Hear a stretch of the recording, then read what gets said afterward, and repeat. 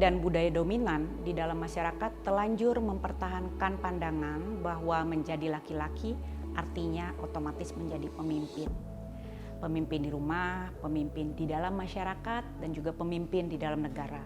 Dengan itu sebetulnya masyarakat telah menegakkan satu standar regenerasi politik yang maskulin, bahwa menjadi laki-laki artinya menjadi pemegang keputusan tertinggi dan terakhir, baik di ruang privat maupun di ruang publik.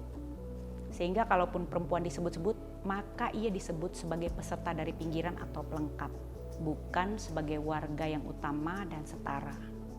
Dengan kata lain, keterlibatan politik perempuan berlangsung di dalam sebuah struktur sosial yang telanjur berdiri dengan 3 poros, yaitu pembagian kerja secara seksual yang timpang, standar normatif seksualitas yang diskriminatif, dan hierarki kekuasaan yang mengalami genderisasi. Ruang publik yang tergenderisasi ini dapat kita lihat dari perbandingan jumlah perempuan dan laki-laki yang duduk di dalam posisi tertinggi, baik di birokrasi, di lembaga tinggi negara, pimpinan lembaga legislatif, hingga birokrasi yang paling rendah seperti ketua rukun tetangga. Jarang ditemui seorang perempuan yang menjadi ketua RT. Peran perempuan adalah sebagai ibu RT yang artinya adalah pendamping Pak RT, bukan pejabat pemegang otoritas di komunitasnya. Demikian pula istri seorang pejabat negara laki-laki akan menjadi anggota Dharma Wanita. Tetapi suami seorang pejabat negara perempuan tidak mengenal istilah Dharma Pria. Demokratisasi pasca reformasi 1998 sesungguhnya sudah mulai membuka akses bagi partisipasi politik perempuan, sehingga perempuan dapat turut serta dalam proses politik dan pengambilan kebijakan. Salah satu indikator mulai terbukanya akses politik perempuan ini dapat dilihat dari kebijakan pemilu mengenai kuota calon legislatif perempuan sebesar 30%. Namun politik elektoral kita secara umum masih bersifat maskulin. Keterwakilan perempuan di dalam politik elektoral ini masih menghadapi berbagai tantangan baik dalam sistem pemilu, kebijakan partai maupun komposisi pimpinan di DPR atau DPRD. Politik elektoral yang berbiaya besar juga merupakan hambatan bagi perempuan untuk turut serta dalam politik. Sehingga perempuan yang dapat berpartisipasi dalam politik elektoral pada umumnya adalah perempuan yang memiliki sumber ekonomi atau akses terhadap lingkaran elit.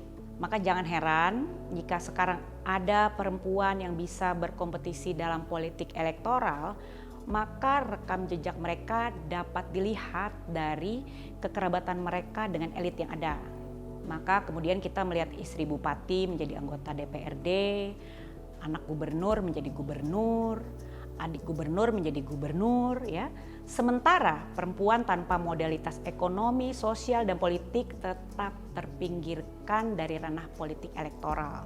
Persoalannya kemudian keberadaan perempuan dalam lingkaran elit semacam ini cenderung tidak memunculkan agenda politik perempuan. Maka sebagaimana catatan Komnas Perempuan, banyak peraturan daerah justru mendiskriminasi perempuan. Gerakan perempuan di Indonesia sebenarnya sudah sejak lama menolak maskulinisasi dunia politik yang tidak adil.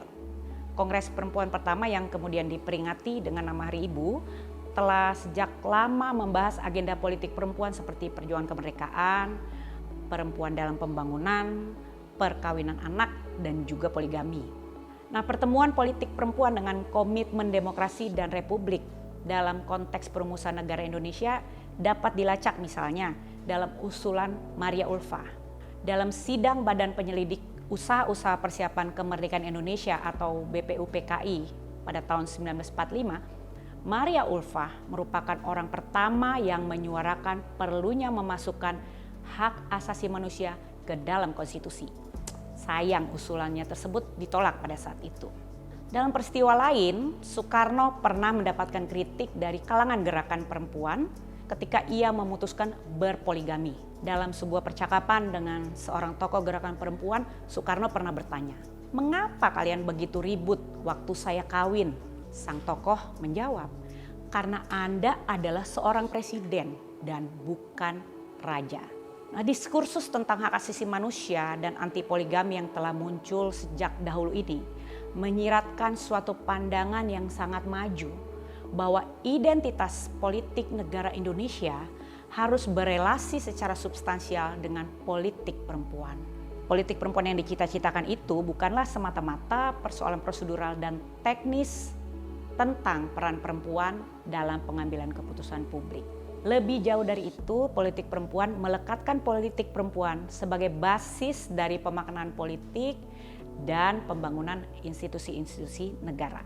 Dengan prinsip semacam ini, maka politik perempuan harus hadir di berbagai ranah pembuatan keputusan, baik di tingkat RT, kota, provinsi, maupun lembaga tinggi negara seperti presiden, DPR, lembaga peradilan, bahkan juga di sektor bisnis. Namun representasi politik perempuan tidak semata-mata bertujuan menempatkan tubuh fisik perempuan saja, tetapi juga menempatkan politik perempuan yang adil dan sensitif gender sebagai salah satu fondasi nilai kebangsaan dan kenegaraan Indonesia. Politik perempuan bukan hanya kehadiran tubuh perempuan, tetapi agenda politik yang memberikan kesetaraan dan kebebasan bagi perempuan.